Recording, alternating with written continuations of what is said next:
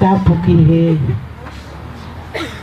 Afio ai tae ha mai o talo tolong tonga koe tui ko eiki ko ato nai Sihova ela eloha ka koe hau e nahi au hau mo eiki o tairiwa tapu ki e kere eiki o hawe alahi whatapu atu ki a tahine ko kawa mori maafu tuku i aulahi mo eiki whatapu atu ki he whaiwhekau Silvenusi ma halotu whatapu atu ki he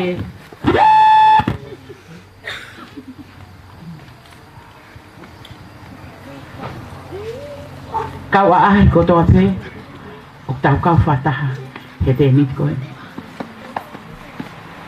ka ata mua mo oku ke whai hano tali lelei ki mo tolu ki he te niti whai anga malanga forever ni rio e sese aho fitu te wat ki haere nga wama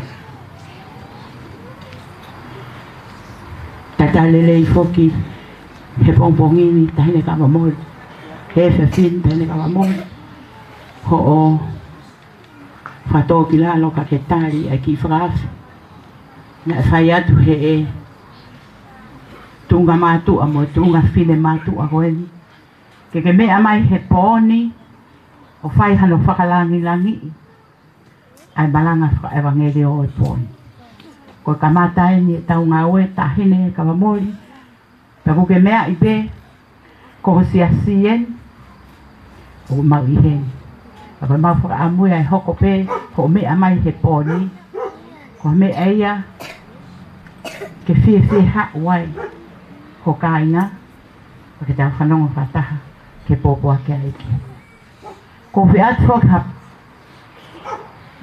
tali lelei ki he toko tanga hambalanga o ko ona e pōni kai ke pūri ka te tau tolu siasi ka o mai ngahi kai ngā lotu tau kau whataha heni ai toko taha koeni ko whaiwhikau ko whaariulangi ko toko tahani whoki na e whai hono ui he kau whewhine o siasi kene hoko ko tō taha malanga pe ko whakahoko pōpua ki i he malanga whakaewangirio ko taku he tau koeni ko e tau e kakai whewhine pēne pehe o ko tali lelei ko e whaiwhekau whaariuram hange pe ko e na mō mea ki ai ane uhu ki e ne whounga na ne tali ai ai ui ko whai kene lawa mai whatawange whaiwhekau ke hoko e pōpuaki ko ke mea moia me he whanua lahi ko he tāpuaki a ke ho siasi pe kai ke ngāta pe a siasi ka te kina tolu ko toa pe o whanongo tai lelei ka oera tā ka o mai ka ngā lotu pa ko oange ne tali mawahe ki he lau maari e ko toa pe mō lawa mai na e whai hono whakawhi ki mō tolu ke mō lawa mai he pōni ke tau kau whata mea whawhiawhia a te matol pe mamatat ka te motol o mulava mai ke tau kau whata whatawange hoko e popoake poni ko hame eia e whatubreki nai e tau mo ui whakalau maari ko re atu ki he kauhiwa ka tarawau ke nau mai e tau hiwa waki o poni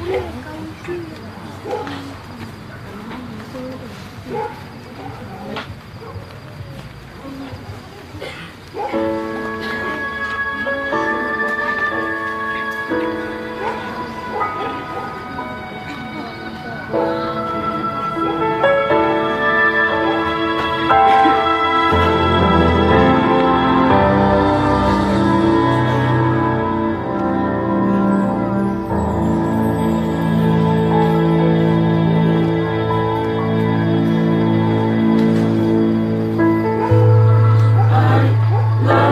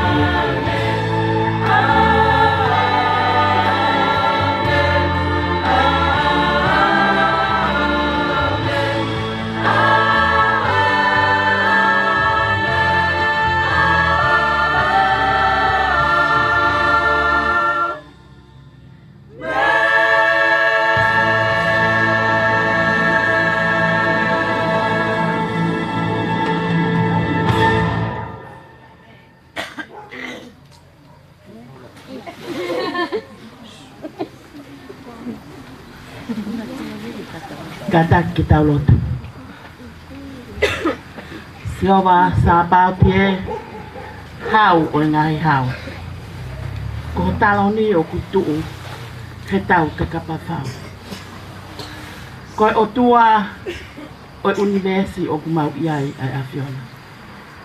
Ko eki o ngai eki. Ko tui o ngai tui.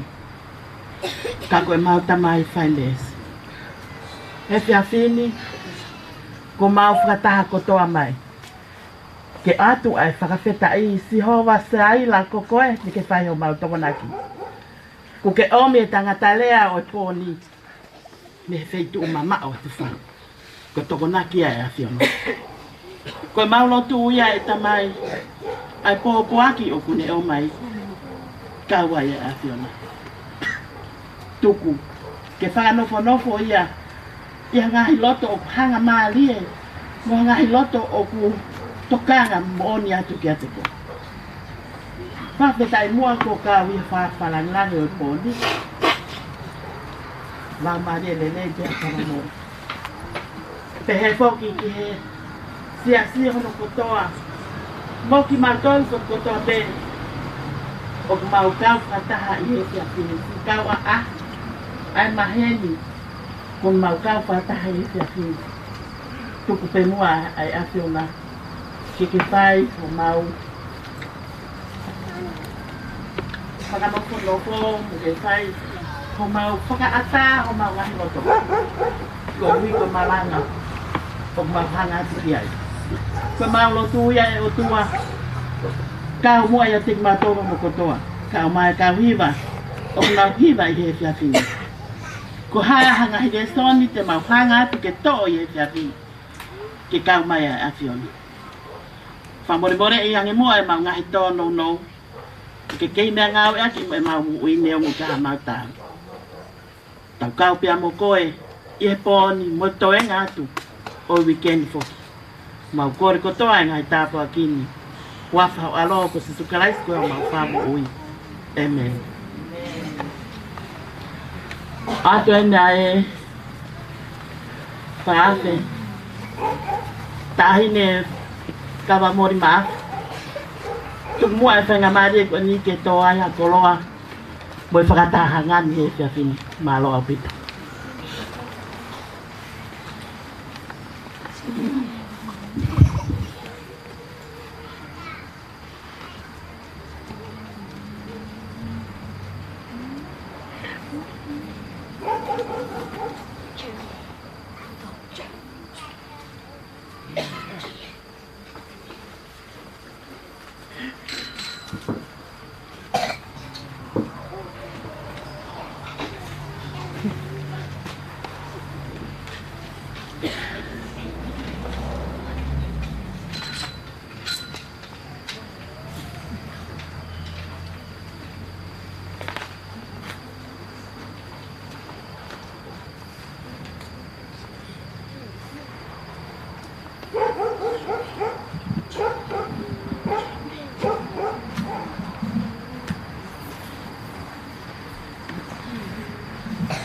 Tala whatapu e ko sana whaki.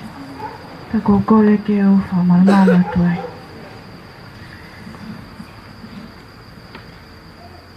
Nā kua manaki pe e ome whatongia koe ni ngā taha ia whunga wakake. Ka ku whakamalo ia e whakalangilangi pe mo e whakakoloa ko ome mo oku e whiawhinu. Ko tui o tau whamooni ko toa pepe tau lea whawhitai. Ko tau hao pa mo tau kau whakataha i he hao whanga koe ni.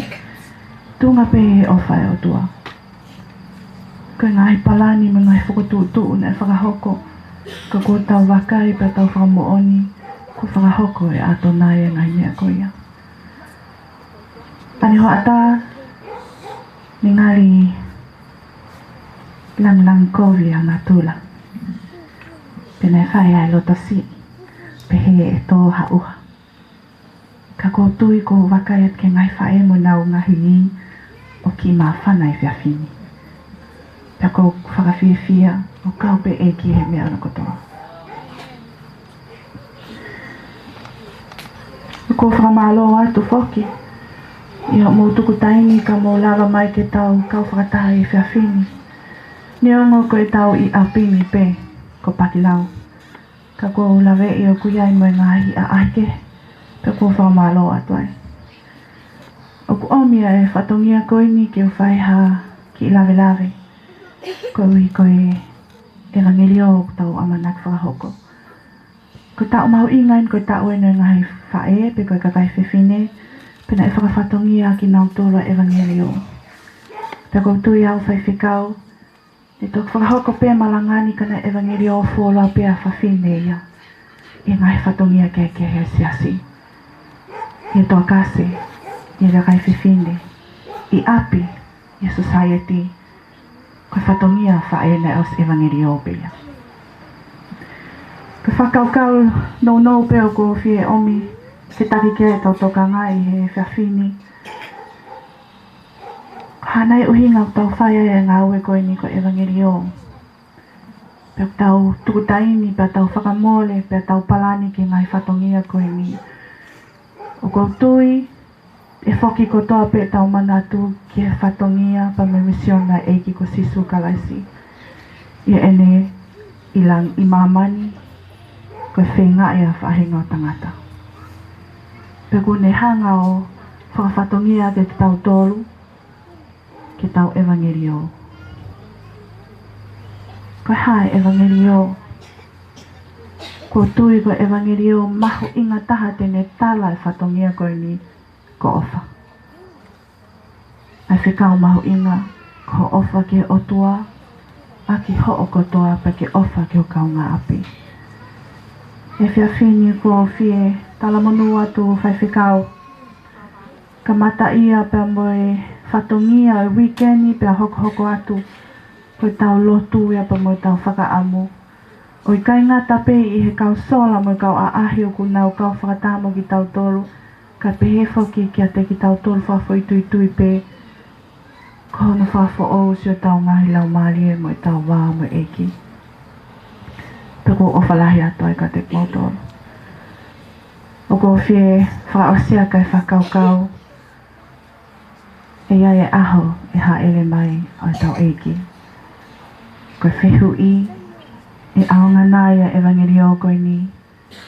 Ke tohia i ho tau ngai hingoa.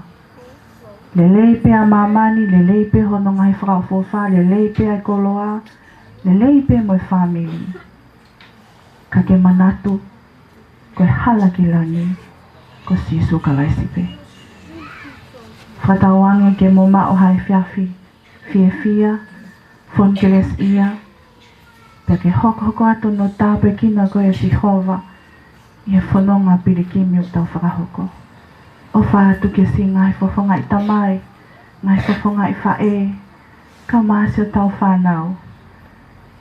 Ke tāpe kina ke mo toro e si hova o whaatu.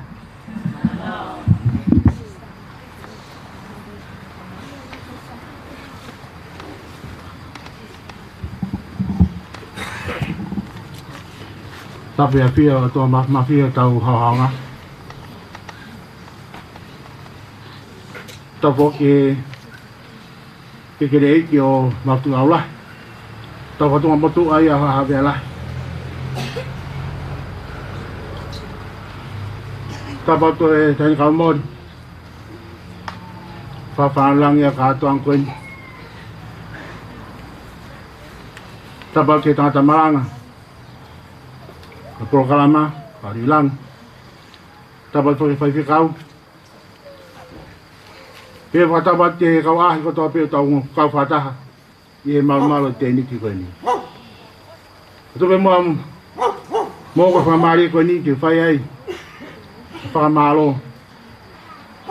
Ka tau whatunga motu ai e tonga. Ai ha eiki e rea. Ko pau pe ke e hano tari. Ko whamai more atu. Tēnā whakamori. Matunga koe pulupulu aki una kamata e ngā koe ni. Pea, ne tōtonu pe ke a whawhine mai e. Ako e o te kulupu aki ke whasi ia o mea mai. I ta kau whataha mo whawa po kalama koe ni. Pero na tungu mai peka te au te whakato e whatongi ha. Whamalo atu. O tari e ke mea mai te whawa po kalama koe ni. O lea maari e. Mea maari e ke hanga o mai te mautolu. Evangelio io ko ofa. Talaka e tuai a fofola e o tua. O nea mai wha o kau koe ni. Mātunga pe ia ofa. Parofita koe ko Isaia. Tala mai te tau tolu pe he. O kai mai ak motolu ko toa pe. O fie inua. Hau ke ngai vai. Moia kui kai hane paanga. Mo hau. O whātau pea kai. Io. Hau o whātau ai wai ne. Ma hu hau. Taiha paanga. Taiha totongi. O whitai ki au tua mafi. Koe ne ofa. Ngai aha totongi. Ngai aha paanga. Io. E ope mai o ne ofa. Matunga ne peti ai. E funga kosi. Te mautari roto whea maari e.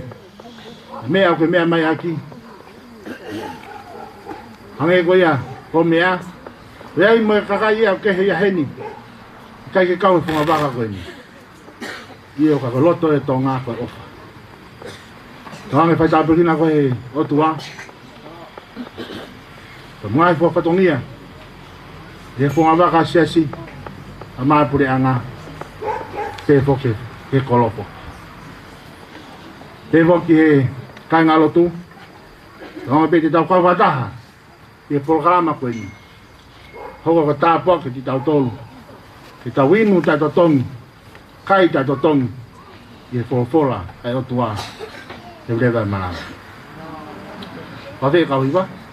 Mai tahu wang awa, di muai betul dia wang mai kita tahu sakat atau pokan.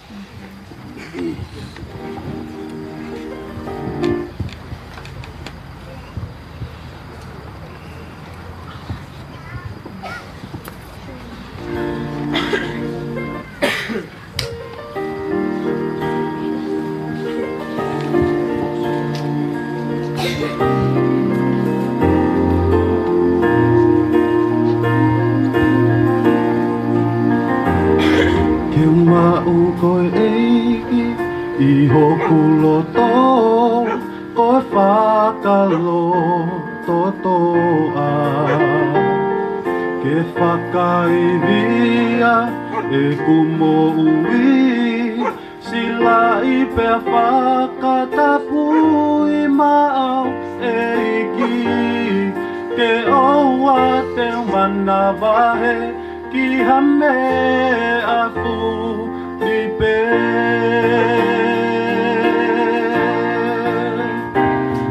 Ke ala mai eki Whakafuo e mo uingi Tohi au ke utau Maa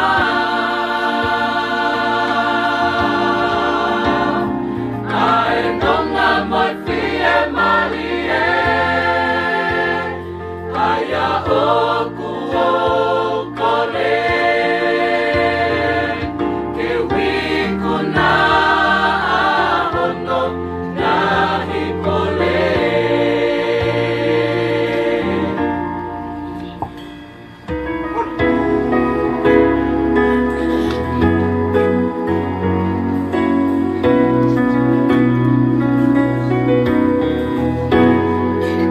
Neongo pe I kai lelei A hoto kuo hili Kahe Kahe I kai siva e ku amanaki Iha mo ui fo o mo utapu aki Ke aonga pe ki ho o ngā ue e tamai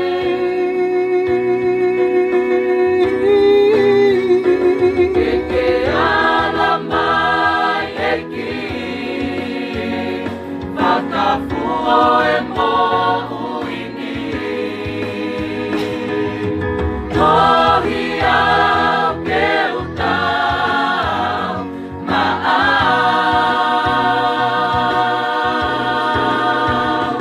Ai donga mai fie mali e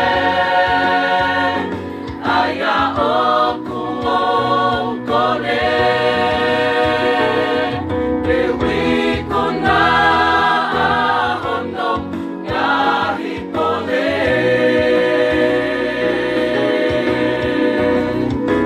Ke ala mai e ki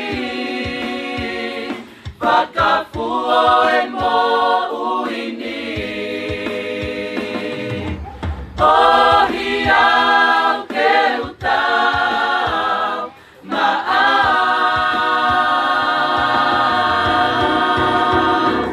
Ai nonga mati e mari e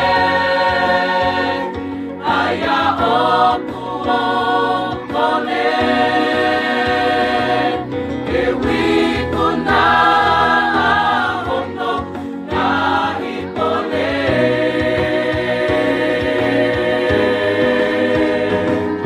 Ke wiku na ahono Ngahi pole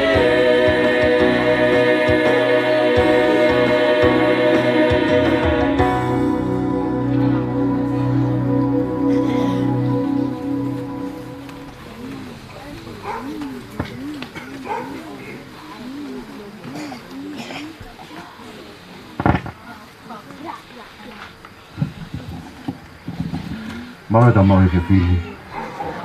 Ke siha pito, hounga ia ke he motu ani, pena yanga whewhe. Ai whakotūtū e Prokalama, ai Women Ministry e sasiwai ni. Pe au lawe monu ai, una whakawhe ke ulere mai, ke mau kau whakataha i he Prokalama o e pōkoini. Ka koutui whakapapau o ka kia wheto o akia i he otua. Ko hea pe mea oku hoko, na e whotūtūpe e he otua ia ke pehe.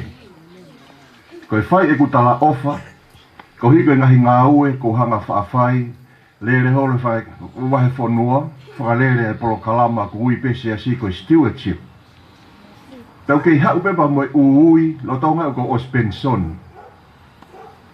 Ke whaaroang he tau kaha u, o whakalere Prokalama koini. Tau whai rewa e kutuku pā, ki he eiki. Ko ke hanga whakamo ui au mei he kansa, ta ko ilo whakapapau ko whina ngā loo ke whakamo ui au, ko ho pōpō aki ke talaki. Pero tonga e ko tuku pā ko ia, i he mala e koe o stewardship o e tauhi, ko tatange o telefoni, ko e whakawhiange ai whaiwhekau. Pe lava ke uhau, o whakarere mo whakahoko ai Prokalama koe na kakai whiwhine o wainini. Pakai ke ulama ke utoi kalo, pe te utoi whakakaukau tu o ua, he koe swhai a e kutala ofa ki he otua. Pena ku io mai ai pe ke whaiwhekau ke Silvenus, pe neongo nei ai ki pe au nai hake, kau whakawhetai ki he otua. Kau hiku nanga whai a e ui, pa kau ia peku ne toi whai hono whakanau nau i, pe kau ia peku nanga whai ai whakamo ui i lere i, tahi ne kawamori. Pe kau kore whamore more, kawamori. Tupe mua ke ungawe aki, ai tala whakatapu pe o hūwhanga atuai, o si whai he taki koini o e kakai whewhine, pe peheke ere tā taki ho tau siasi, kai whakaatahu a mai motuani ke kamata pe ke whakahoko, ai tau Prokalama evangelio kamata i he pōni. Tahine kawamori, ko os koroa i au, ho whai se tesi whakamui mui, ko evangelio totonu pakano uhinga o ku mau I hemi ai ke vahe o ku kai ke to e popo akia ke evangelio totonu mooni pe ko ofa ka te tau fou ko toa pe I he eiki ko sisu kalaisi to ke hanga whai e whakakoloa pa ko fie ke whakawhetai ki he otua hangi na ke lau mai koe e ku nouti pia lava pe ke ta kauhala taha koe kaweinga koe tari leire ien ko whai atu koe kaweinga koe I he poni o pehe no whakarea neongo o ku tui e kau sainisi kau filosefa tui mo e kau politiki mo e kau kakai poto mamani tokua o pehe koe fo I mamani e koni na e ngauhi pehe tangata e hivi whaka atomi pe hanga pehe hivi whaka atomi na e ngauhi ake nima tangata o whai hao tau whaka auha ka te hanga whamooni ke ti mautolu ka inga o ku hanga e whalafola whaka mahino mai ki tau tolu whakata pui ake mautolu I ho'o mooni ko ho'o whalafola koe mooni pe ia Paka ngai whakakau kau he kau poto tokua e whakaau he mamani koni I he iwi whakaatomi o kai ke pehe ai lauia ai wholofola. Ta koe wholofola koe mooni pe ia. Pere tau whanongo ki hei koe hai whakainohino ai wholofola o whekau aki mo tau lolo tongani pehe ki ho tau kahau. Ka koe kaweinga koe ni koe o e pōni o pehe o ku te uaki atu ke whakaau he whaimamani koni I kai au pito e he iwi whakaatomi. Kai whakaauha aki beia ki fo I maka pe taha. Pe te ke tui kai pe kai ka koe wholofola eni. Pere tau wakai ki ai I he pōni. Lama ke tau sio, tohi ka Isaia wahe whaano vesi hiwa vesi homofulu. Tau whanongo ki he lotu koni koe a hala, lotu koni koe ne whae seini. Hono tā kua ai ngai huafa o siho wa. Pea ku mo oni pe ia, heu kau tanga Isaia tau mai, ko au koe otua, pea ki kai hato e tokotaha ke ta tau pia moao. Ke whakaha a hiku anga, mei he kamata anga. Ho oiki pa moe kainga, koe taha ia huafa sihova, ko sihova ato nai. Aia kono uhinga, o kune mapure I e mea kotoa mei olunga. O kune sio makai hifoka ki tautol, ko ia kon hanga control, kon hanga mapure I e mea kotoa pa mei olunga. Tok hanga lewa Isaia tau mai, o ku I kai ke te eha toi otua, ko sihova toko taha pe. Ko ia be kun hanga afioi ai hiku anga, talu pe ia mihe kamata anga, he ko ia be koe arifa, pia moe am omeka. Pea kai ke ngata pe ai, pea mei he kuonga I mua, anga hi mea koe o te kai ke hoko. A eni te tau wakai ki ai I he pōni. O tau whakamaro ki e wholofola koe hanga omi, hanga tonu ki a koi tau tolu ke tau ilo, ha meu hoka lo tonga ni, po tau whakate tua, ki mea koe hoko I he kaha o. Lea whatata wahe wahi wawe stawalu, ka I kai I ai haki kite, o ku mala ia a hoku kakai. I he tohi tapu kea ko tohi ki kite ai e ua. I he whokawa motua, koe tohi a taniela. Whokawa fo'ou, koe tohi kon koe a whakaha. Pea ki ai ngai ki kite mo ngahi pōpuaki, hanga tonu ma ki tau tolu, whahinga tangata I he ngahi ahoni.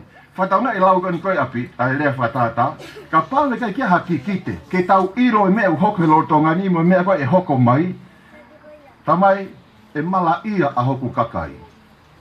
Te ka paurewa te ta ilo ai ki kite, te ta monu I heu ta ilo koe ha mea e hoko mai koe I he kaha o.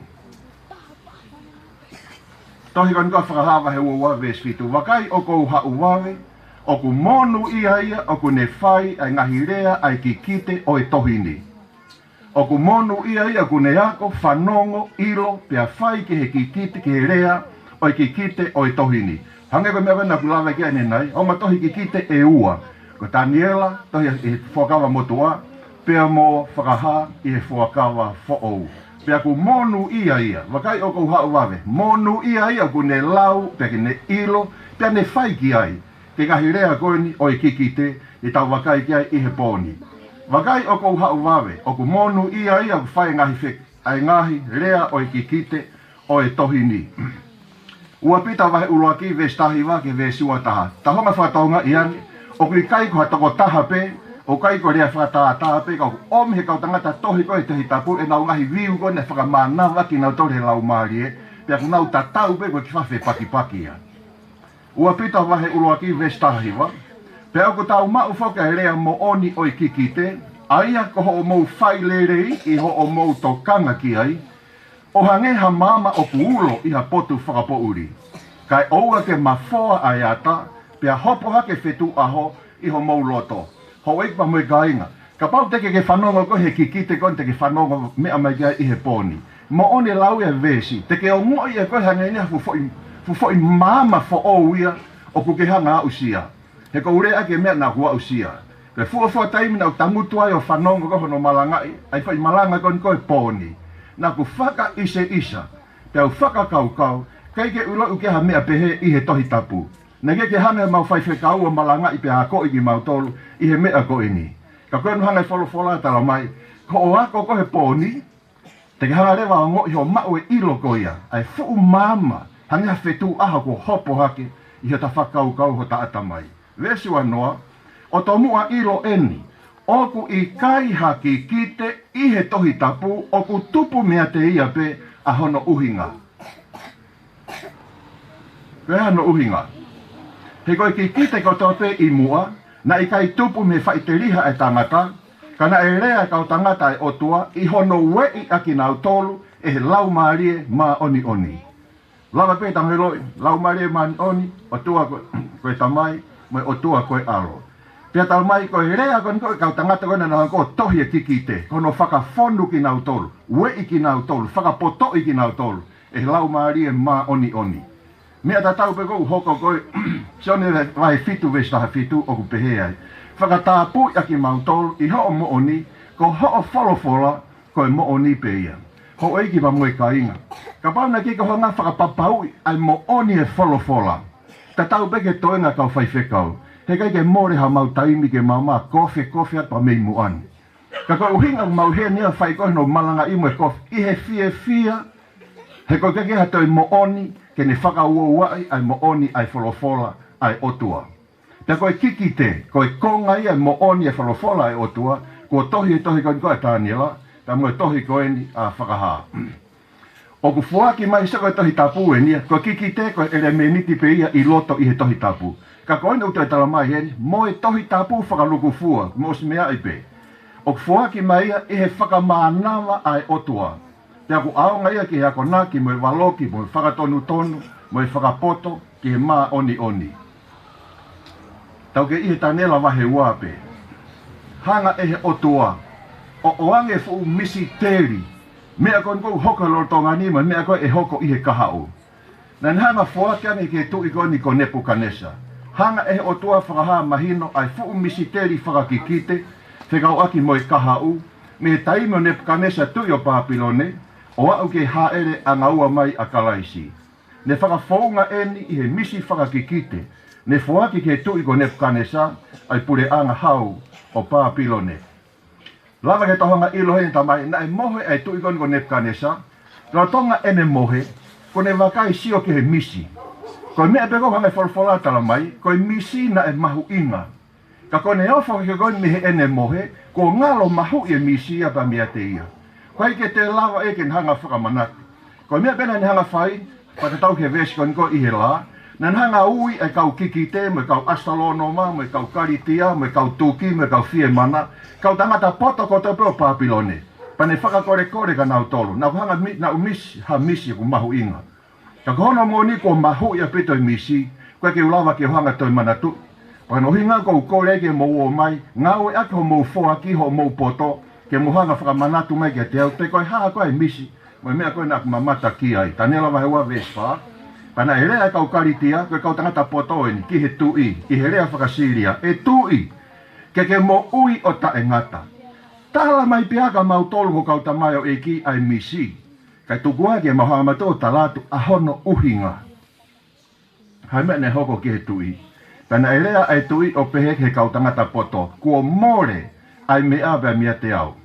Ka pau he kai te mou whakaha mai ki te au ai misi pa mohono uhinga. E tuu whakaiki iki. Kai rea whakai hau ai tui, i hene hou hau. Aki mou tolu, mou ngahi whare, koe e hoko i o tuunga oto ota. Pena e rea rewa kaukari tea, i he ao oi tui o pehe. Whakatonga e anghera unau te whakatupu ita ki he tui. Oku i kai ha tangata i maamani, tamasi i Nebukanesa. E mawhai ken hanga whakaha, ai whakalilo lilo mea na ke mamata koe ki ai. Pe koha eiki, pe koha pure. He I kai pe ki hataha tene lava. Ko ia ne hau lahia e tui pe mato aki lili pa ne whekau ke whaka auha kotoa ai kau tangata poto o Papilone kana e ia Taniela lo toa maupo pula pere I loa Taniela ia ihe palasi ko e tui ke tangata poto Taniela. Pana e whanongonongo rewa e he tangata ko Arioke ko Eki tau ia. Whanongonongo e whaka auha kotoa pe whakatatau ke tuuni ai tui. E whaka auha kau tangata poto kotoa pe. Rea whakakauka Taniela, Arioke. Tuku maki whainga maria ki ke mauki Ariaki. Taki alu mo e whakakore kore pe ki he tui. Paihanga o atu au kai mawhenga maria. Ke u alu o rea ke u kau ngā tangata. Ke mau whakamoreki ha taimi I he lotu pia moe au kai. Pakohanga pore I koe Arioke. Pe te ua upeo pore I pa moe tui. Te ulava e au.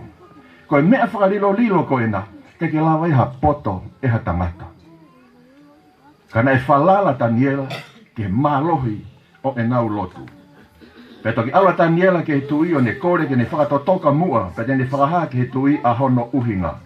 Pana e aula Taniela ki hono whare pe ne whakaha e mea ke Hanania Misaeli pa mo Asaria pe nau kau ngā lotu whakataha. Ko hike nau kore e mālohi me alo ofa o otua pe mihe langi. Kau toko tolu rewa, wha ake Daniela mononga I kau ngā mea, nau whakamoreki he lotu, pa moe au kai. Tau si roi peo kia rea aku pehe, koe lahi ngai koe lotu, koe lahi o e ha. Koe lahi e mālohi. Koe tala ofa ta tau peka ki tau tore ngai hau ni kau karistiane. Mahino peko Daniela e. Ka koe pōpua koe miko he wholofola, koe o tua ta tau pe koe nei lotu kia Daniela, koe o tua ta tau pe koe ne whai mai ho tau tauhi. Sihova saila. Pako o mi Filipai wahe whaba mo vesi ono. Oua te ke tokanga mamahi ki ha mea e taha. Ta ke tala ki pe mea kotoa ki he eiki I he lotu au kai pa mo e whakawhetai. Kau karistiane koe ako naki e ni maa ki tau tolu. Kau pau ke whalala ki he otua pa ke partnership pa mo e otua. Ko ia ko sihova atonai, pure au niu he mea hano kotoa. Ko ia ko iu nang ko whai mai ko no sihova saila. Ko ne whai mai toko nake tau ngahi mas tare tau lotu pa tau. Whai tau lotu pa tau sio mata ke whaunga tari lotu o ku whai he otua. Kai ngata pei, sione wahe taha whawe staha tolu, ho eikwa moe kainga, whanongo ki he pore koe ni, koe tāpua ke o moe tāpua ke oku. Pea koe mea kotoa pe te mou kore I hoku hua wha, eha, teu whai ia. Koe mea kotoa pe te ke kore I hoku hua wha, teu whai ia. Whatongai laukan koe Same, te wita, ui kia te au I he aho oi mamahi, teu taria koe, pea ke ha, pa ke whakaongongo le rei I au. O tua o ku tae whiriwhiri mānako. Koe o tua o taimi pia mo I tāniti. Koe o tua o kuohiri lolotonga pia mo I kahau. Pia o kai ke toi whiriuri waka o tua ia. O kai ke wheto o ake. O kai ke whiriwhiri mānako. Koe o tua ta taupe. Ke loe tai koe nai mao he kansa. Mai kansa lotonga ngau e mau ofisi pei fisi. Whai pongi kou nofo whakamoreki moku eiki pia o tangi ki ai. Tangi eiki. Ka koe mea nuku o stakai ho loe ngahi whanua koe Pasifiki o whanere ngahi Polokalama. Ai koe naku lawe ke he kamata. Ka pau ke I toe haku aonga. Pa ke hanga whakamo uia. Pa ka pau ko ku ngata a ngae. Eiki ko osima teu au. Pau kore ke eiki. Te hanga whakaawa e ki tohi tapu. Ko whepe vesi pe koe wahe e ulaki sio he whakai hoku mata. I he eku tui. He ku wheo hi pam hoku eiki. Mo ngai palo mesi kon koko sanko lau atu. Pau toi lahi mo ngai palo mesi. Ui kia te au he aho e mamahi. Teu taria koe. Pa ke hanga tala ki he kakai. Ai meo kou whai ki hanga whakangongo le rei ia. Ai meo kou whai ko he taimini. Whakaama ko peko tohi tapu. Mehena lai. So hifo koe tohi ko a Same. Wahe te au taha walu. Pa mo e vesi taha fitu. Au rifai maha kia ki vesi wha. O ku le rei ange whalala kia sihova. He te whalala ki he ha. Ke tangata o hange uka mata ke ki te kite mai o ku wholofola mai ai otua. Au rifo ke whai vesi taha wha mahalo o ku ne pehe na ku tangi I he ku maha ki pa ku hanga e sihova tuku au ke he potu ata. Pau pehe ku toi ofi mai angeni. Oho wale peko sio hifo ke vesi ngo fulu maa fitu. Ho eki pa moe kainga ka ke mea ki ap Whakaama tohi tapu ke tohi kon ka sāme vai te au taha walu vesta fitu ke whakamo o ni ai whakaofo ai otua.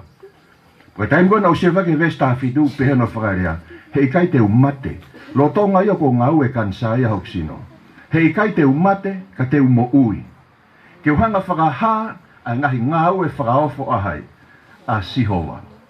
Tako no uhinga na kike tu e lawa ke i kai, ka kore ma Palestini na au ki Nusila sterio mau ngasi sastongai, he ko uhi ko ilo whakapapau koe whakamo ui au he otoa, ene tari lotu kon koku whai. Ui kia tau he ahe mamahi, sira reki. Ui kia tau he ahe mamahi. Pa te hanga taria koe Timote. O tua tai whiriwhiri manako. O tua ia taimi pia mo i tāniti. O kake te whakataimi o tua, kake whiriwhiri manako. Tamai, oua te ke tokanga mamahi ki ha mea taha. Tala aki peke he o tua ho mamahi mo ngai. Ka veinga ko huawhai e taha e huawhai o tua ko Jehovah Rapha. Jehovah Rapha. Kono inga, he is the God healer. Ko o tua i o kene mawhaia, kene whai to'o ha whahinga ha. Ha whahinga mahaki pe. Pe aku where ngahi huawha Sihova. Kei kehe, tau hoko atu. E lava ke tau sio ke mea ngau e aki e Daniela ai malohi o lotu. Pe hanga he o tua tari ai tangi kona no hanga whai. Ko te vita e ni same tolu fitu whaaba moe ni ma. Whakawhie maarie i whoki koe i a Sihova pe tene whuaki kia te koe ai hori oho loto. Tuku ho hala kia Sihova, pe a whalala whoki kia te ia, pe tene whakahoko, e ngahi mea kou ke loto koe mo kore koe ki ai.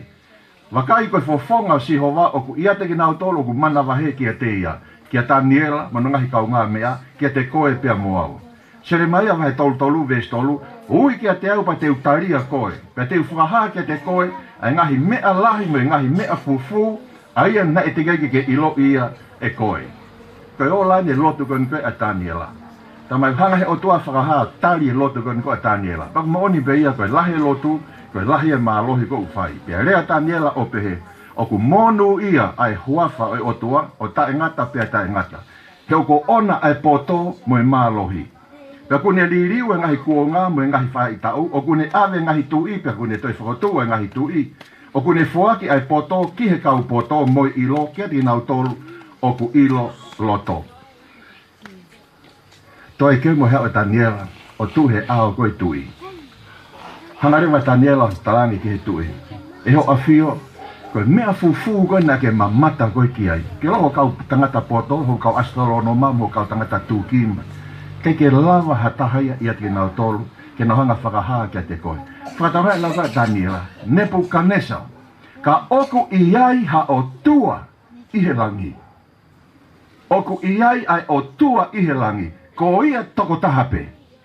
Kune mawhe ia pa tene malawa, ke hanga whakaha ngahi mea whakalilo o koe ke iau kei whakakaukau ai tangata. Oku iai ai o tua i he langi, Nebuchadnezzar. Pea ko ia e kune hanga fuaki mai ai poto ko ini. Tatau pia ui mo i kau tangata poto o Papilone. Ka, oku iai ai o tua i he langi. Kau karistiane. Ko tau whalala a ngāia. Ko tau amanaki a ngāia. Tāna rewa Daniela. Whanau mai e o awhio. Kau hanga whakaha ke te koe ai pōpuaki ne hange o tua. O whakailo mai koe taria e maulotu. Ko koe e tui. Nā ke mamata pia wakai. Koe fu mea whakatātā. Koe fu mea whakatātāni. Aia na e leilei au pito ne ngingila, na e tu iho au, pia na e whakamana wahe. Ko hono ulu, oi mea whakatātāni, koe koula.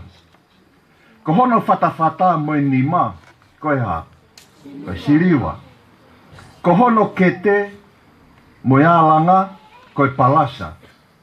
Koe wae, koe koula, kata koe uka mea.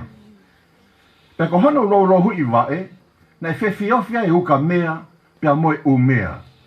Tau sio loto atu ke fofonga o Nebuchadnezzar. Pea tangarewa Daniela, o rewa e ho awhio. O tai ke osi, ai mea na ke mamata ki ai. Koe whaka osen a ho misi. Na ke mamata ai, lo tonga sio ke fu i misi, koula, siriwa, palasa, uka mea, lolohui wa e whewhiofia uka mea pa moe umea. Pea loo tonga ha o sio ke fu ngingira mu whaafo ofa ai fu i misi. Na e whakafoki wha, ko nā ke mamata ai pia mo ene tā mai ha maka, na i kai kau ai ha nima.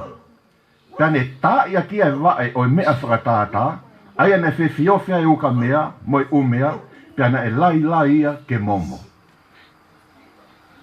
Whaange ne Daniela, whanehanga whakapapau iange. Koe whaka o singa ia a ho misi. Na ke mamata o kia e maka o ku teka hifo. Ne ke ala kia iha nima ia. Pake teka ko e maka ko ia, o ne hanga ta i e vae koe fu i misi. Pea holofa ai fu i misi, pea tangeha efu, pea puhi e he matangi. Ka koe fo i maka koe na e toke teka hifo koe ne hanga ko whaka auha ai i misi, na e whako tuu ia koe fu puri anga ia ne whaka fonu e ia, ai maamani koe ni.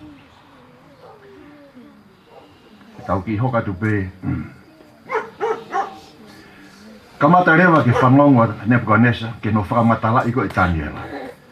Petange Nebuchadnezzar, ko hanga e o tua fuaki kia te koe, ai pure, mo e pure anga. Ta mo e nau, ta mohono mālohi.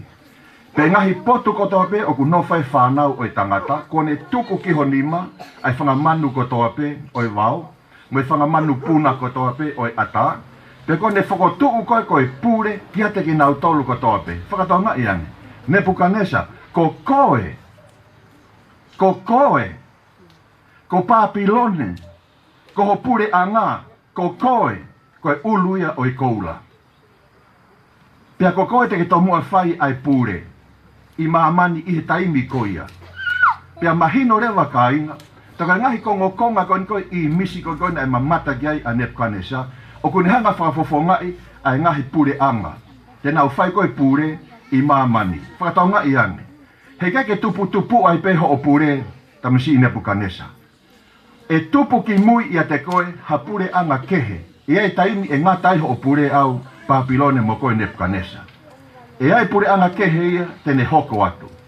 Pea te ai me pure anga kehe, ko hono tolu o i palasa, aia e whai ai pure i maamani. Whakatonga i anu, hanga pehe tohi tapua whakamatala i mai, ai ngahi meu uhinga koe ki ai. Ko koe ulu e koula, Papilone ia. Kai te ai me pure anga ia hono ua, hoko ateo ke sirivaia. Pea ai me pure anga ia hono tolu, koe palasa ia. Te nohanga whai e pure, i maamani kotoa pe.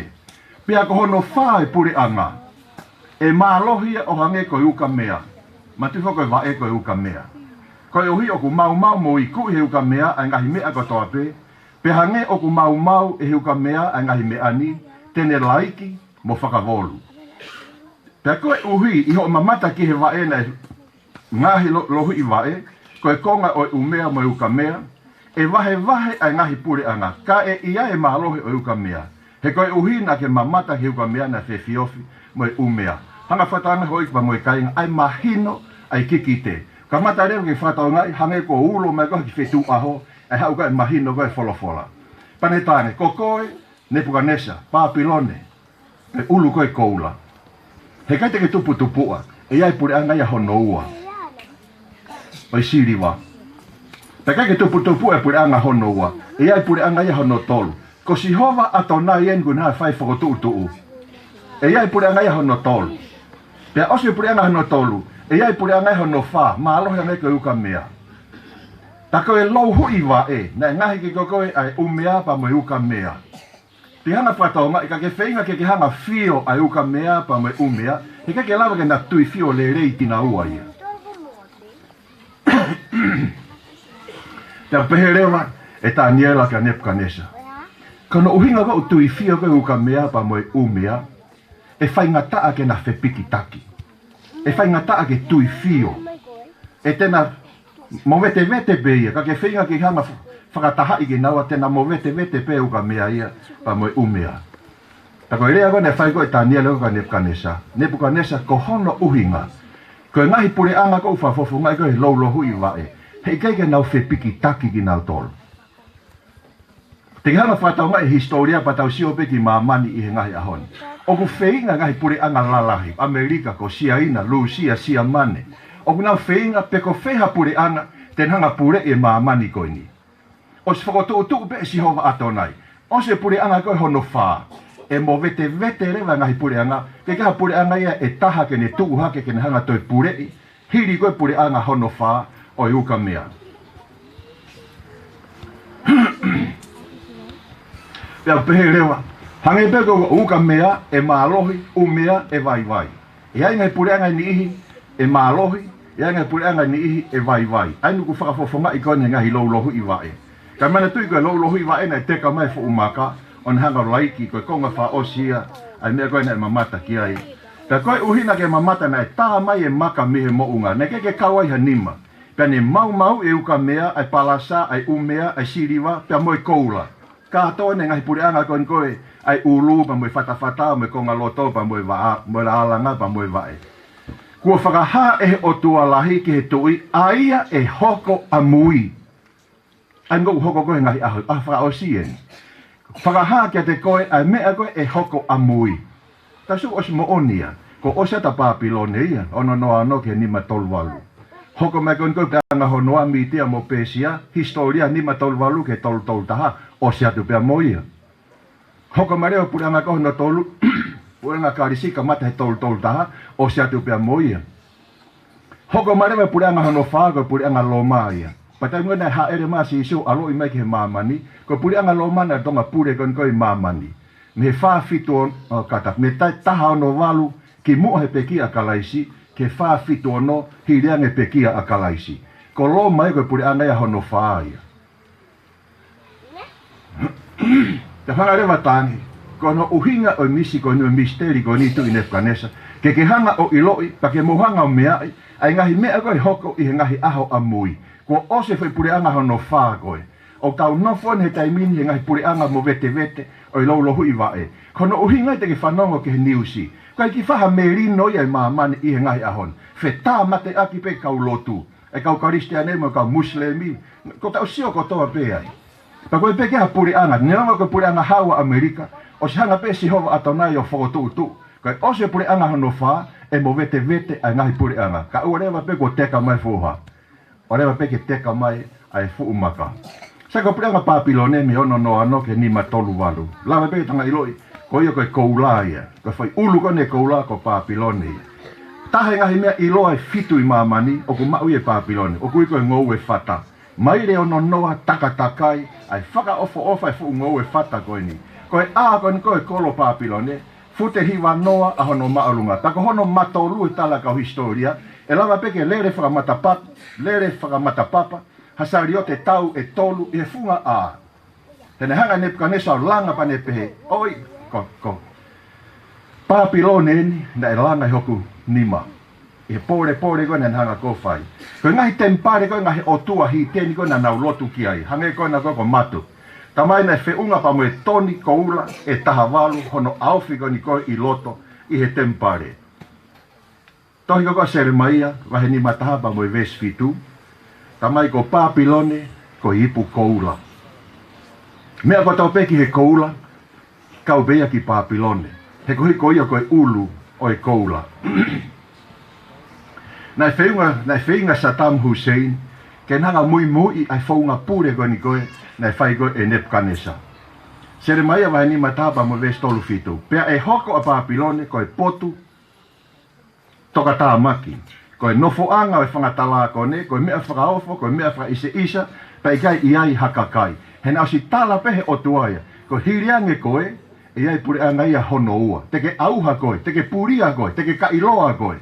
E ahola ke pure anga hono ua. E te aga me pure anga hono tolu, pe peke pure anga a hono wha. Sere maia wahe ni mataha o hono tolu pa me hono wha. Pea e hoko ia o pehe, o ka osi ho o lau ai tohini, ke no o taki ki ai maka pea ria ki loto Euphrates. Uhinga ko ki Papilone. Pea ke rea o pehe, e ngalo pehe hifa Papilone.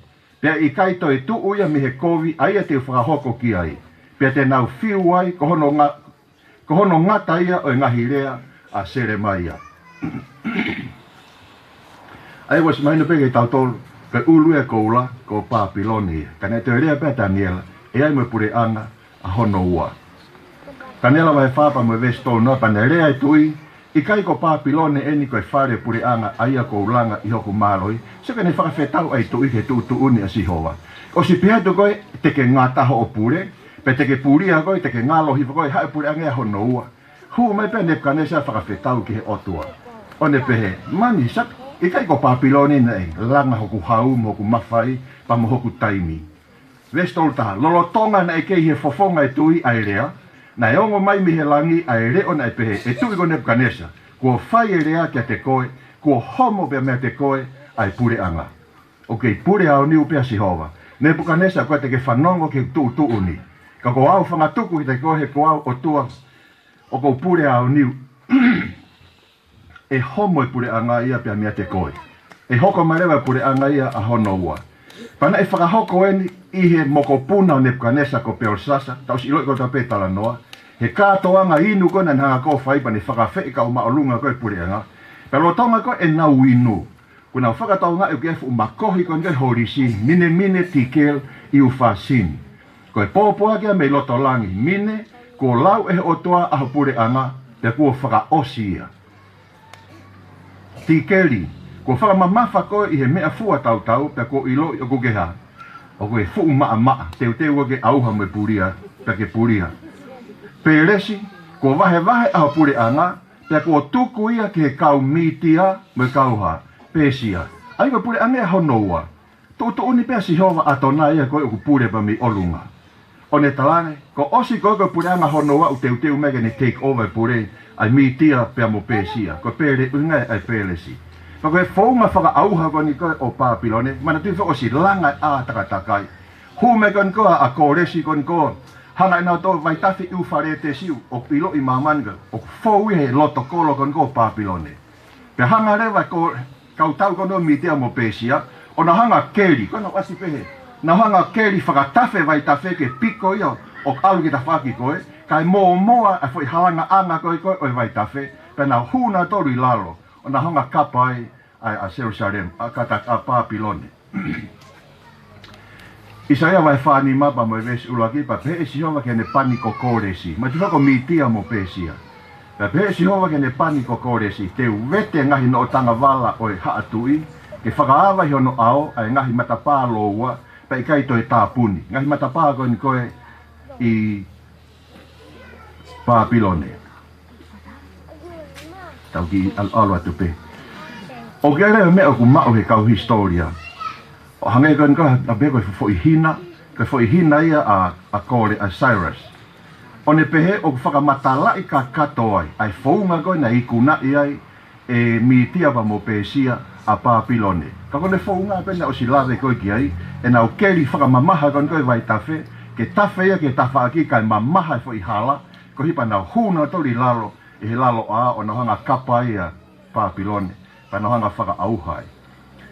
Tanga rewa Daniela ka Nebukanesa. Mantui Nebukanesa, e ai pure anga hono ua, e si hifo mo e pure anga hono tolu, te nau whai e pure i mamani. O kai mea historia koe War of Abila, tau tolu taha ia. Nei ulungi ai pure anga koe hono ua, kai hoko mai pure anga hono tolu, e he tangata tau ko Alexanita koe lahi. Ko tu tau whanongo ko toa pe, e ki talavou tau sii koe ni, ka nen hanga pure ia mamani, lo tonga o kune kei tau sii. Ai koe pure anga ia hono tolu ia, ko Papilone, mitia pa mo pesia, o siatu mo mitia mo pesia, hoko mai rewa pure anga koe a hono tolu, ai ko Karisia. Taku asi ko historia, koe ngahi teu ko toa pe ai tui koe ni Alexanita koe lahi, mea ko toa pe koe Palasa. Whenā pasi pe ia mo e pure anga hono tolu, ai konga lo tota mo e alanga ki lalo, o ase koe Palasa, koe Koula, pa mo e Siliva, ta mo e Palasa. Tia peherewa historia. Pehe historia, ko Alexanita koe lahi, na ne pure ia mamani, o kune kei taua nima pe. Paka ne tau tolua, kai ke fufua loa, tu ia hono mahaki ufanga whakatapu. Pia ne puke ai, pia ne mālolo. Pa taingo ne mālolo ai kune kei sita mai ne vahe rewa ai pure anga Karisi, ke kau eiki tau e toko whā, na nima aki e Alexanita koe lahi. Pia kou hiko e i toko whā koe ni, ngau toi hanga hake pi ngau tolu. Whetau i pia ki ngau tolu. Horo rewa hana wiwi whakakau tau, te unga rewa ke hū mai ai pure anga hono whā. Ai aku ilo he historia koe tau o Vietnam. Na hanga he pure anga Loma o Ikunai, ai pure Alexanita koe lahiba mo e pure anga Karisi. Ai koe ngai pure anga kona na ko whai koe pure i mamani. Pea ko hono wha o e pure anga e mālohi a hange koe uka mea. Pa koe pure anga loma. Na e pure me taha te au ono walu ki mua i a kalaisi. Pea haere ma kalaisi ki he maamani koe ni. Pea te haere kalaisi ki he langi. Pea hoko atu koe a kei pure pe pure anga loma. O whakangata ia i he tau wha fitu ono. Whakangata ia ko hiko e ki tau flanse. Na ne hao whakangata. A empola loma koe i he taimi koe ia. O ne hanga taki pō pula ia. Sai whatau ngai, osi koe koe ngai pure anga koe hono e wha. Au li whare ke rolo hui wae. Pea koe uhi i ho mamata ki he wae. No ngahi lo hui wae koe konga umea me konga uka mea. E wahe e ngai pure anga. Ka e ikai ma, ka e ia e mālohi o uka mea. Heo koe uhi na ke mamata ki uka mea. Na whewhiofi mo e umea. Pea hange koe ngahi lo hui wae. Na uka mea hakonga pea umea hakonga. E pehe pure anga e mālohi hakonga. Pea pere ngesi ai konga. Hanga historia whakamahino mai ki tau tolu, na e ngata pure konwe pure anga loma i he tau wha fitu ono hanga me na kulawe ki ai ane nai. Pea ospo no whakangata pea wahe rewa ai ngahi pure anga, ngahi kolonia konko o loma. Ain gogo asa tu koe i he la. Te hanga whakatoa ngai, o kaki asa tu hena Lucia, o kaki asa hena Siaina, o kaki asa tu hena a Amerika. Koe ngahi pure anga kolonia pen i he taimi ko ia ai pure anga loma. Ne toki ilo i me pe Amerika me ngahi pure anga lalahi ki muini mai. Koe ngahi pure anga ena, ko ne hanko whafofongai, ai lau lohu i wae, ko Siamane, ko Switzerlandi, Flanse, Itali, ko Britania, Portugali, me kau Speini. Pena iai me fo i wahi whanua e tolu, ne hanga i pure anga loma, lo tonga i pure ko a loma, o whaka auha o pito pe fo i pure anga e tolu ko ia. Ko anu hinga u tu ufitu a taipenga i pure anga koe, ko hiko ngahi pure anga ina nau whaka whetau o pito na toke pure anga loma. Pe fie taa koe pure anga loma, pa na hanga whaka auha katoa, ai whai pure anga e tolu ko e. Sai, tau ofi peke tau osi. Whiinga kau taki kon ko maamani. Osi wholofola masi hova atonai. Koe ose pure anga hono wha, e mo vete e ma wahe ngahi pure anga. Hei keike nau merino, hei keike nau whe piki taki. Kai ka iwi pe kau taki ni iho maamani, hono whenga ike whakawhe hala ki ai kiki te. Tanau whenga ike na hanga wha utaha a maamani. Ok, kasol. Ku whare hanga whare tau koni kasol, o kui peko Fretilika. O ku stoa ai, a ku mau ai, ai ngahi whamiri koni koe, o kau Siamane, o na nau mari ke kau Flanse. Nau whe mari aki tokua, ko heke nau whe koe, ke lava ke nau tahape, ke whakahoko e nau misiona, ke whakawhihala ki, ai misiona koni koe mo tu uni ko whaihe otua, e hiako kou kau whai koe i he pōni. Taku ase historia, Whainga waware a Napoleone. Penhanga vete ia Josefina kono ulaki Maria, ko fifine Flanse. Kai Maria mo Loisi, ko fifine me Austria. O mo puri anga kehe penaua. Ko ne whainga Flanse tokua, ke lava ke nau toi wa ofi, ke nau merino, ke nau ngau e whakataha, ke nau hanga whaka ikai, i mo nau hanga whakawhihala ki, ai ki kite konu tawako ki ai, i he pōni. Taku lawa peke taonga ila na ke ki ai haola le rei. Ko kau tangata tō ki mua aina historia, sa resi hono ni maa, ko Charlemagne, Napoleone, mo kau tangata kehe.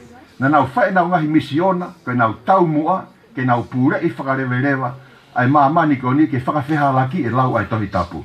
Pa mo ilohi taimone e pure ko Napoleone, tangata iloa ia e historia, ko taimone e pure a Napoleone, ko ne misiona na e peheni. Te uhanga whakotuu, ko e foi Europe pe e taha, pure anga maamani pe e taha, anta i ai hene pure. Ko e paanga pe e taha, currency pe taha te maunga e ngau ake e maamani ko toape. Ko e rea, e whakangalo e rea ngahi pure anga toape, kai ai hafo i rea ke rea tatau ko toape a maamani ko toape. Ta koe kakai e kakai tatau pe, ko e pure anga tatau pe, ko e taki pe taha, ko e pure anga pe taha. Hanga whatawa ko misiona ko a Napoleone. Ta ku ase historia, na e mei kuna a Napoleone, kai whakawhetai, o ku kei pure pe a Sihova.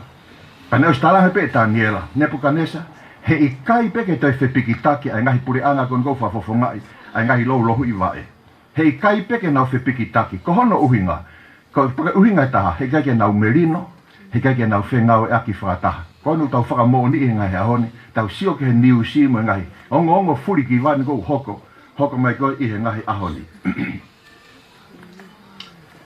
Ko me na kuhinga koe ki ai. Ka pauna e wini ana Napoleone i he tau ko Waterloo. Ne os kapa ia mamani pan hanga whakahoko ne misiona koe na ku lawe koe ane nai koe ki ai.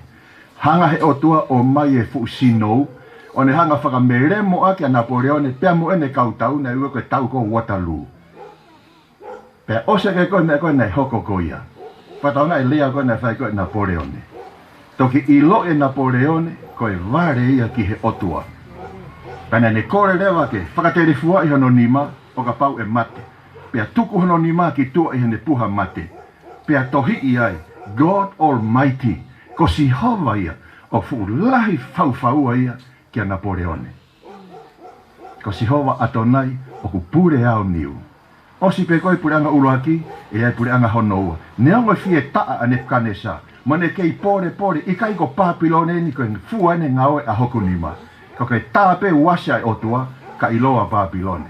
Hoko maa mitia ba mo Pesia. Hoko mai a Karis, pea hoko mai pea mo Loma. Pa koe osi koe pure koe pure anga Loma, tainguena e mamane koe sisu, o a umai ki he uafe tā hiwa koni. O te ei pe ke ha pure anga i ke hanga pure i whakarewerewa a mamani. E ulawe peke taonga ilo e tohe Daniela wahe uawe sfatolu, i rea koe na hei kai peke na ufe piki taki.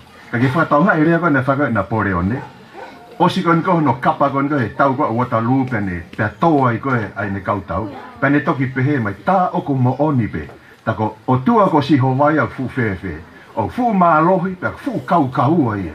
Kei ne lawa e ken hanga pore, e mea koko stutu uni koe e si hoa. Ko hai rewa whiri o e tangata, o hange ko kong na whakawhepaki koe ki ai. I kai hatu e taha kehe, kau hiko si hoa kun hanga whai ai ao whanga tuku. Kun hanga whai ai tu uni. Kau tangata iloa en Siamane, Falanse, Lucia, Britania. Koe kau tangata taki ene na nau ngau e whataha mo na nau whenga whataha mo Napoleone. Ke nau misiona ake whakawhihalaki ai lau kon koe wholofola. Ko Saresi ono nima, ko Charlemagne, Napoleone, ko Hitler, Stalin, Saddam Hussein, Churchill, Roosevelt. Me ngahi puri anga lalahi koe ni. Ha mea na e hoko. Na si rea pea Daniela, hei kaipe ke nau whepiki taki. Ka ke mamata, ka ke wakai na ke mamata, o ku tā mai ha maka. Koe ka veinga koe malanga he whiawhini, koe mamania koe ni e whaka auha aki peia, ai fo i maka koe ni koe na esfalofola pea si hova, i he kikite. He kei ke whaka auha e mamania, mahalo be, e ai ngahi mau lahi, e iwi whaka atomi. Ka kohono whaka kātoa e mamani koe ni, e whaka auha i he fo i maka koe ni. Pana e tala ofa pe e sisu, ko alo teu ha potu mo ki mau tolu, sione vai taha whawesi roa ki ke tolu. Pa tau pau teu alo teu ha potu, teu toe ha. Teu toe foki mai. A pongi te tau wakai ke ngai whakailonga nei tala pe e sisu, ko mo sio pe ko hoka ngai whakailonga, pa mo iloi, ko ofe ngataanga, o kange pe ko tuu i he matapaa. Tau wakai me koe fwoi maka ko ni ta mai nei aluhifo ni hanga laike loulohu i wae, holofai fu i misi. Pe hange koha, kafu ko puhi i he matangi. Pe hoko rewe fwoi maka o tuu i he maamani ko ni, kun hanga whakafonu a maamani ko toape. Aia koe fu maka koe ni, koe haere anga ua maia. Tanela wahe ua ves whawhapa i he ngahi aho e ngahi tu ini, e whakotu he o tua o e langi, ha pure anga, aia e kai auha o lau i kuonga. Pa i kai tuko e pure anga, ki haka kai kehe, ka tene laiki mo whaka auha e ngahi pure anga ni ko toape, pe e tu uma uia o ta e ngata. Koe fu umaka ia, koe pure anga ia e fu umaka. Tahare wa whawhehu ia, uloko rinto wahe ngo foluma mo e ves wha, Tana na winu ko tope he inu whakalau maari e pe taha. He na winu me he maka whakalau maari e ko ia. Aia na mui ia te kinau tolu. Pea ko e maka ko ia ko hai. Ko kalaisi. Ko fu maka ko e na e teka hifo ko kalaisi apa monopure anga. Ko e whakakakato ia fulfile e ne palo mesi. Ko alu pa teu te foki mai. Ko he ko e potu ko e teu iai ke mo iai foki.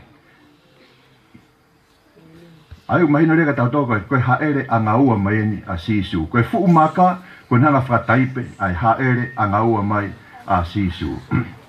Ko mana tu he taingua nau ke ia kai fultoni.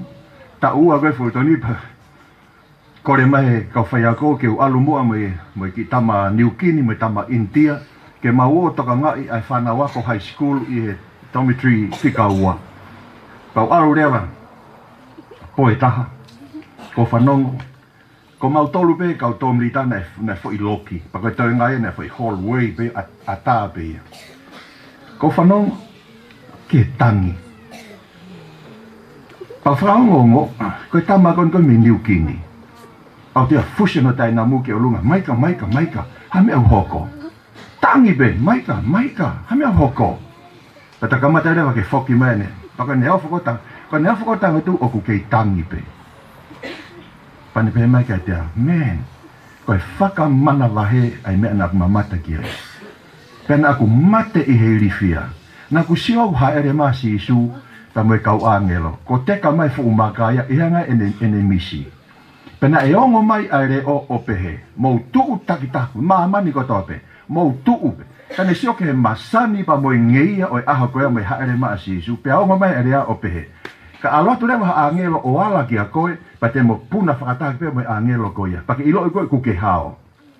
Paka pawe ose kau angelo he aluhake, pake sio kwa ke teha te angelo toi, ko koe ku toe, o si mahina ka koe te ke mate, ta e ngata. Paka uhinga koe na si tange koe maika. Tama ea, whariun. O si koto e usio kono, ave koe kakai toko lahi. Kau tua siwa takai holo. O toi toko lahi pe mo kakai, kau iloi. Kun hanga whako iloi, ai mea kon kou tau ako he poni. Ta koe haere mai e ki ka inga, o koe ke tea second chance. Koe toi me ainu ke keha toi whainga maari e hono ua. Koe whainga maari e pen. Tau sio ke mea koe kene mamata ki ai a maika. Keke ngata pe ai, ho iki pa moe ka inga.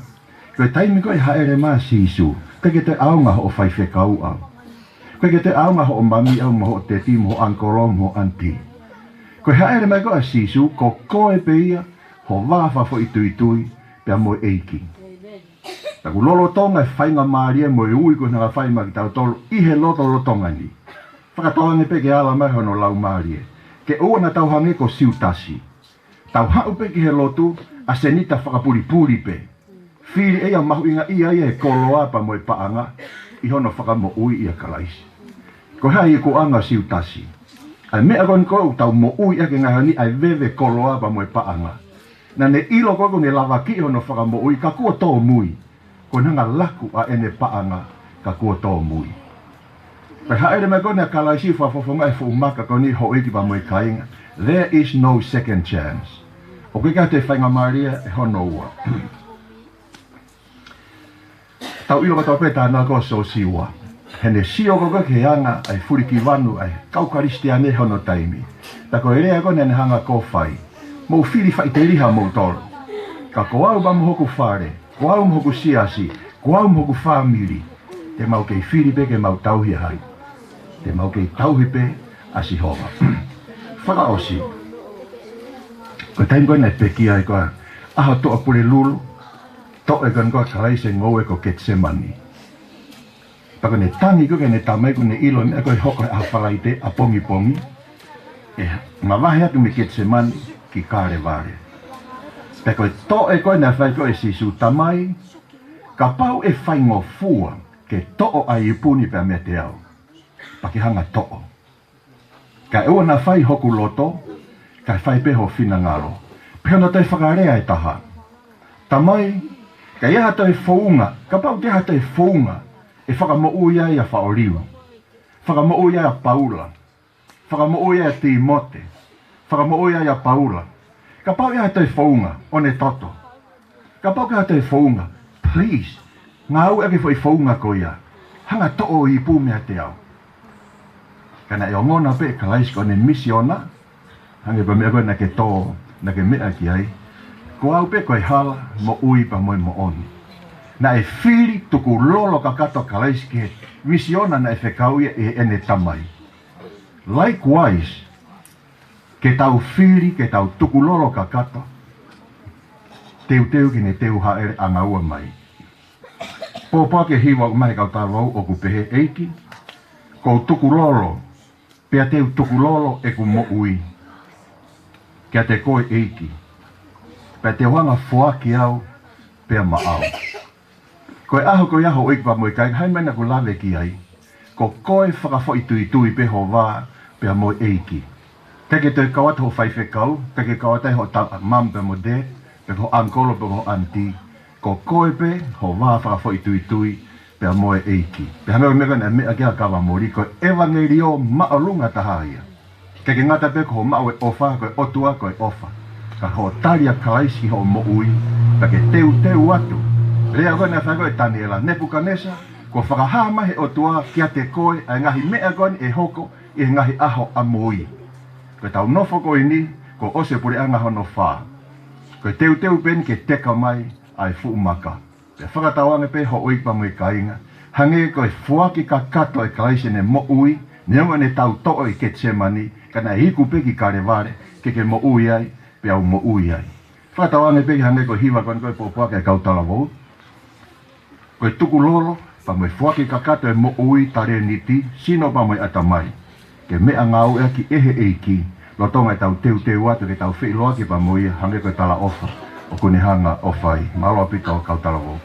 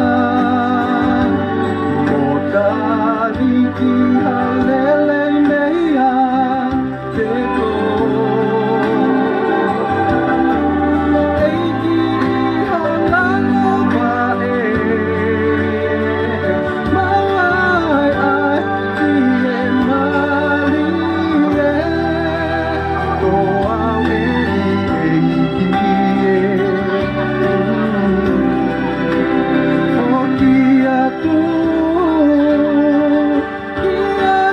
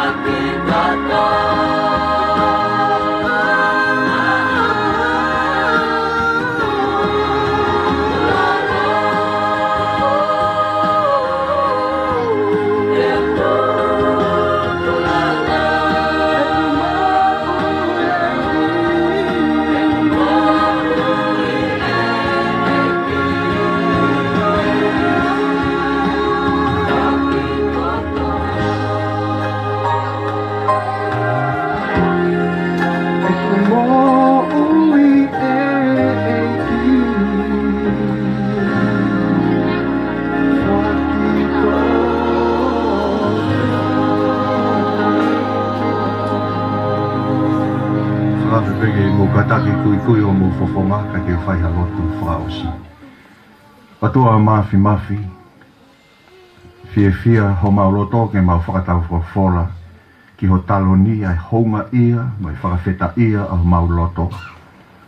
Ko hi ko ho ngā ue, ta ko ho tūtu uni ke mau alu ki mau mani o talaki a ho ngongorerei. Pe kukihanga whakaata ai pōni ke kamata ai polokalama hono talaki, ai ngongorerei ai awhiona. Mau whanga malo koe whakarilo ka moe moana loloto ai mo oni a ho o wholofola. Ka kuhanga e ho lau maari e ma oni o whakatoki tala ko mau ngahi atamai whakangata. Pe mau whanga malo ke whakamama moe whaki poto ai awhiona. O ki hanga oange ki a Daniela, ai ngahi mea kotoa pe e ku whehokotaki pe e whai o hoko i e ngahi aho amui, a eni ku mahanga whakatoang o whaka mo oni Pak mau sio mata o whakapapau i a ene mooni. Kore peta mai whakamore ho lau maari. Ken hanga oange ki he si kau a ahi kotoa pe. Ai pore ke mahino ke ti nau tolo. Ai ngau e ka ko whakapulou i ke mau tolo e he te loro. He kune ilo ko si a hono taimi. Kai tuku ke mau sio whakalaka ngai palo pare mamo e ngahi whaingata a. Ke tala ofa ku ke hanga whaite ke alo teu ha api pa te ke toi hau. O whakafofonga ia e he fuu maka. Pau mau kore pe eiki, ke hanga tako ni i ke mau tore e mau teu. Hange koe hiwa o mai he kau tala vau. Tuku maha maalohi ho lau maari e. Ke mau lawa whaka ikai i ai kita. Ka mau tuku lolo ka kato ki he awhiona. Pa ke mea ngau e aki, whai tāpekina kia kawamori pa moho eiki. Pe foke haa tauhi whanua. Pe he te kau whiwhine pa moe porkalama kuna hanga whakahoko. Ai kau talawa u me whahoko whatongia po poaki i he hiwa. Si au sia e mau whanau mau ronuku whatahe marumalu o e te niti koe ni. Whakafoki le reiki mau tolu eiki, toi peheno te whakafoki mai ke mau tolu ke te niti a pungpungina. Hoko te mau whai whatongia mohono talake o ngongo le rei e wholofola o e awhiona. Ia kalaisi ka ko mau whakamo ui. Ameni. Tahine kawamori ko whakamaro ko ngo ilangi ia e polo kalamani. O anga whakatōki lalo ka ke mea mai tuku mau koloa. Ta mo o mea he ni koe fu koloa me fu monu ka ti mau tolu. Ta mo e pōpoaki ku hanga whakaosaki ai kamata ake tau polo kalama i he pōni. Iai pēr te whainga maari e pēr te mea mai pē ke tau polo kalama. Ko pongi koe ka weinga o wharea pehe koe ngai whaka ilonga. Na asi lea ake pe e sisu e hoko ki mua koe whakatokanga ma ki tau tolu. Peka pau te ke tō koe mi he wani. Koe fo ui peia o ou. Ka ki hao whanonga pongi ngai whaka ilonga koe na solofola ke sisu. Pa mua ilo i ho iki pa mue kainga. Koe pesete hive hiwa. Koe pesete hive hiwa ngai whaka ilonga kātoa koe ia. Ko osi hoko pe aku lolo tonga hoko. Ka kulama peke tahonga ilo. Tau ihe pānga ngaru o taimi. Ka pau kia tau kia hane whehui. Nau kore peke e taki ere tā. Ke tuku peha puha he. Ka pau kia ha whehui whe ilo peha whainga mea i he tohi tapu. Te hanga whakataonga e palo kalama koe ni. Ko kia ha lau ia ha siasi peko ha lau ha tangata. Ngahi vesi wholofola ata atape. Pa pau rei te kau mai ho whehui. Te utoki lawe au ha kaweinga. Whilawe i mo whehui. Te whakatoloi peki ai. Pa pau ha ui ha kaweinga koe ko osmalanga ipa koe mea koe he keke lawe kei ha malanga. Te uwhinga pe he maalohi pa mo e tatake lau maria ke tari ke whakawhie maria. Ke tauhanga ilo i whakatapuia ki mātoro i ho o mo o ni ko ho o wholofola. Koe mo o ni peia. Malo o pita tuange ki he take e kau whiwhine ke ni hanga whaka osi atu. Kai malo o pita o tahine kawamori. Malo.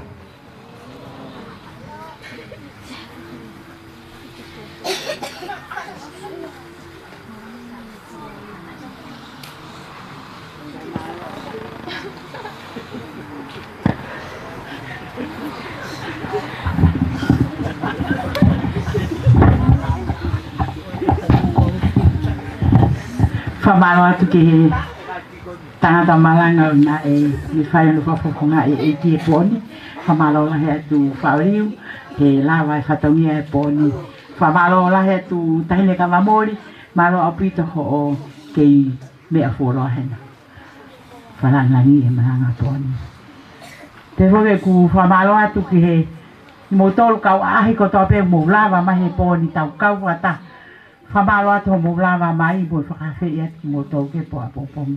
O swai bia whai whikau no tukau koat, ai ka venga ka pongpongi, mo no toi whakawhi ki mo tau ka pongpongi, ka kou whia ma whamalo ma wahe atu e ni ki he whaiwi ko ispiwa, lo siafu, ka mamo ne kau iwi, ai whanau tupu pe ai siasi, ko hiko e tali e kore, e nau lawa mai o kau whataha mo tau toru he whiasini no tale lei a tangata malanga ka o maa kau wafe whamalo atu ke hiwa ka tala uu whamalo la hea te whai whatongi e pōni ko kui mui pe he ai tōtaha whi mau kau a ahi mo lawa ka pao te mo lawa mo wafe ke mua he ki te pile vai ke tohi atu ate homo wingoa ke koe osi wha ke tau malanga koe pe ki pare e lava ke whakahaunga i aku ati ho mo lava mai ke tau kau whakataha. Po a pongpongi ke kuluwhikaua o ka mo tolu ai whatongia ke po a pongpongi ki he ngai whatongia ko